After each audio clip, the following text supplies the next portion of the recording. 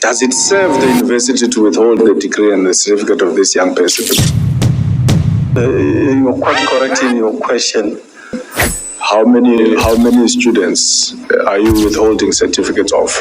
These are the students who have, but we didn't give them the degree certificates. A few questions I have, Chair, and then I think the other ones will follow by writing. Of the 400 million student debt that the university is having, how many students are you withholding certificates of, if that is something that is practiced by the university?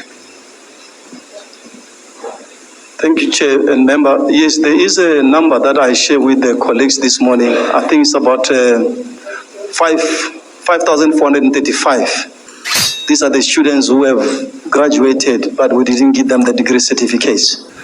But I also share with members the interventions that we do to make sure that we have this number, which were a number of iterations that we shared, so that we're able to revisit that, but the number is 5,435.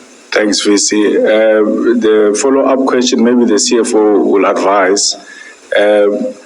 In your books, there's a certain debt that you allocated or describe it as a bad debt. And with my very little accounting knowledge, maybe you'll advise CFO. That is almost debt that you've accepted in accounting terms that you won't necessarily be able to recover this particular debt.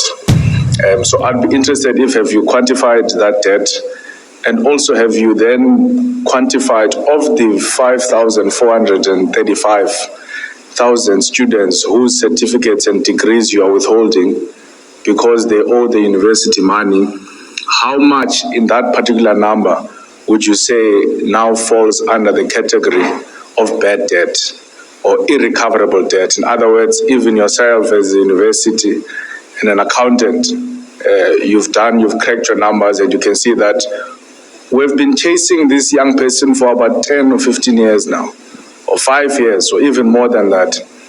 And clearly they've got no capacity to pay back this particular money.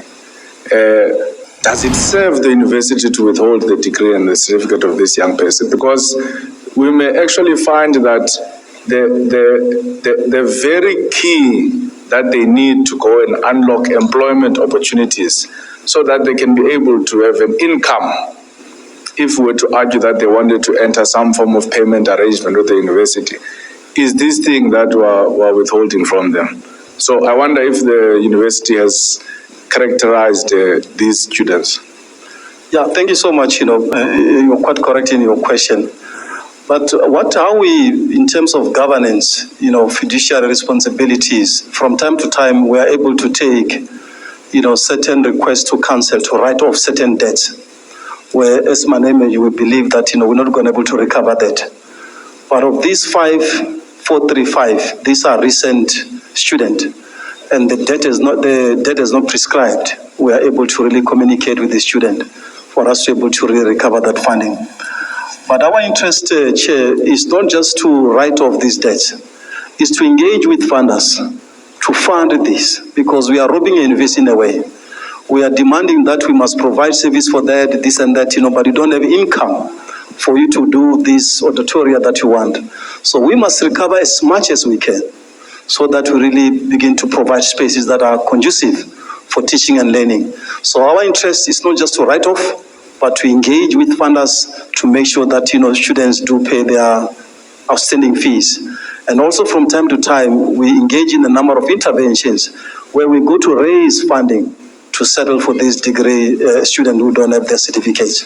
No, then my last question on debt, before I run to the other ones. How effective has it been to withhold the certificates of students? Like what if you were to quantify the success rate as a debt collection mechanism? How effective would you have said that when we withhold the degree and the certificate of a student, we incentivize them to pay back this money? Is there a view that the university has on that point? Yeah, what I said earlier in the morning for holding these certificates, it doesn't preclude them from employment. we are able to send this very same certificate to the employer if they've raised employment. And this is per the DET agreement some few years ago, which Dr. Naledi Pandor, then when she was a minister, she made us to have that arrangement. So no student will be disadvantaged to lose a job or the opportunity that they've received because they don't have this degree certificate. So sorry to interject, VC. So for certain professional degrees, I don't know, maybe some may not necessarily be offered here, but the professional bodies don't give students recognition if they don't have their degree in hand.